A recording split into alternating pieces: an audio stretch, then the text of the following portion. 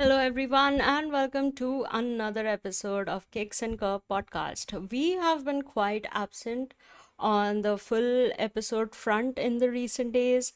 We will try to come back soon, but in the meantime, I'm here to talk about Liverpool, my team. Now, a lot has happened since we lost two games in a row, one in the Premier League, one in the Champions League, and a lot is being said about Liverpool, and I did not want to listen to these things. I wanted to make up my own opinions on it. So here I am to talk about them. So I'll start with the games, the Crystal Palace game, okay? The first half, absolutely atrocious. I don't think I've ever seen such a bad performance from this team. The first half, we were playing 4-2-2-2. I don't know why. Like Oliver Glasner in his press conference said that Liverpool always play the same way, so they'll be easy to figure out or something to that regard. Like, and maybe Arne Slot fell for it, but I did not understand why he would want to try a new formation away from home, and that too against a team that is so difficult to play against. Like, even last season we won this game 1-0, and Allison got injured in that game, but we were still able to win because, irrespective of Glasner's tactics, we were playing to our strengths, and we should not have tried this new formation at Selhurst Park. The second half was much better, but by the time we were chasing the game, and it was less than ideal. And as to my verdict later on what we should do going forward, I'll just talk about the games first. Now, coming to the Galatasaray game, that penalty was such a stupid decision. And as much as you can say, yeah, it should not matter, we should still be able to finish our chances and all that, it shifts the game. Once Galatasaray went up, all they had to do was defend, even with so many defensive errors that Liverpool made, and Allison was amazing at the goal. Like, they did not score to kill the game. As for individual performance, there were some questionable performance, but I think overall as a team we were okay. For me, like, the problems are that Arne Slot is trying way too hard to flex the versatility of our squad, which I do not think we need right now. Before Florian Wirtz or Hugo Ekitike can be used on the left, I think they need to bed in into the team in their preferred position. So if he wishes to not play Cody Gakpo on the left wing, he needs to either use Rio Ngumoha or Federico Chiesa.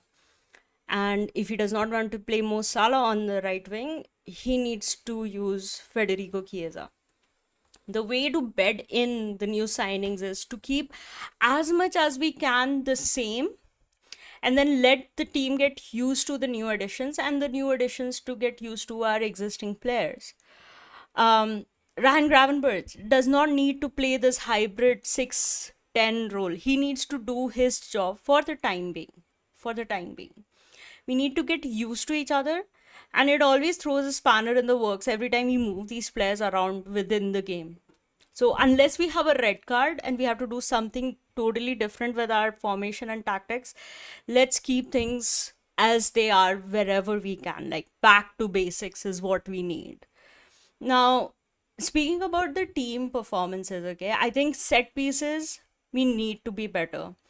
I said it even after our preseason game against Atletico Bilbao. We were really bad in set pieces, both scoring and defending. That needs to be sorted out. For Florian Wirtz, I think he needs time. And the time he needs to come from him playing the central attacking midfielder. Stop moving him around. Like, we don't need to do that. He's good at creating chances and he's getting used to the league and the players. The output of Florian Wirtz is going to come. I'm certain of it. And I mean, of course, we are in a very unfortunate situation in terms of center backs. Leonie getting injured is not ideal, and the fact that we could not get Margehi just makes it all worse.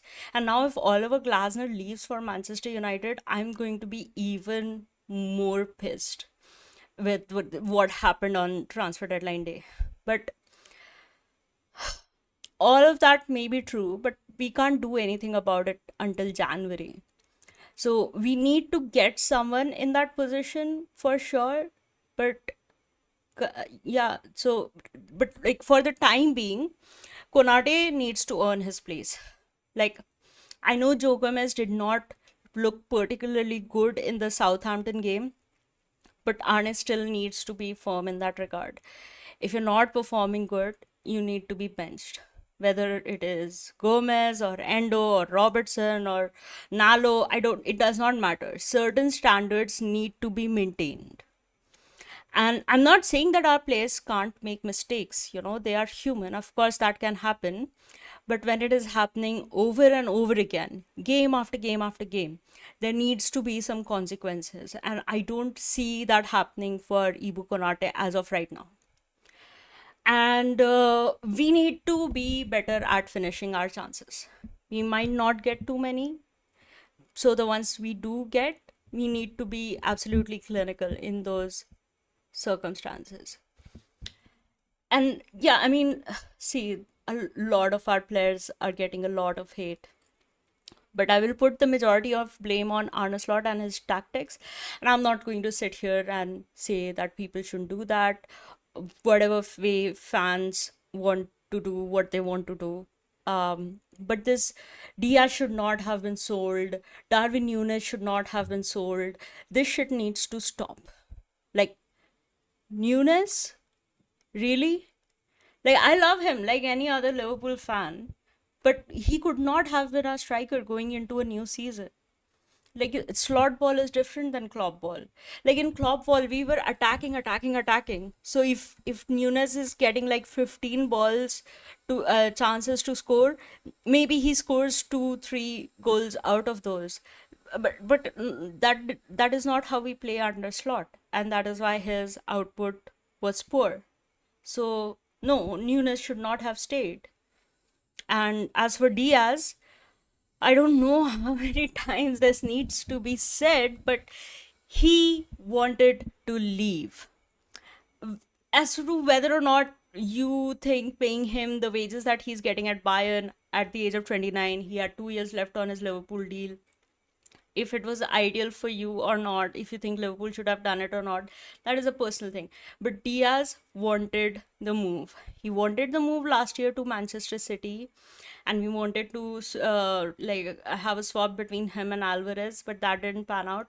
This year, he wanted to move to Barcelona, to Bayern, to maybe even Saudi. He wanted to leave.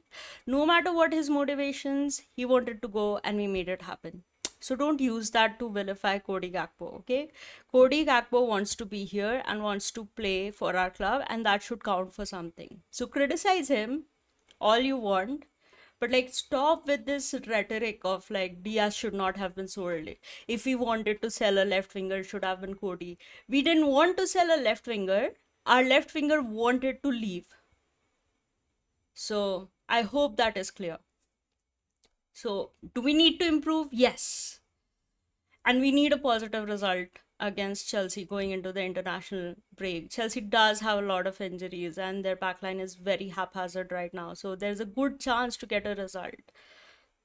And I hope we do, because I think it will be very important going into the international break with a positive result. So, all I want to say to conclude this is I know it is frustrating that we've lost 2 games, but the reactions I have seen are so extreme.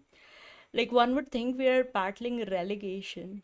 Like, our opponents are not Sunday league teams, they will fight for a result as well.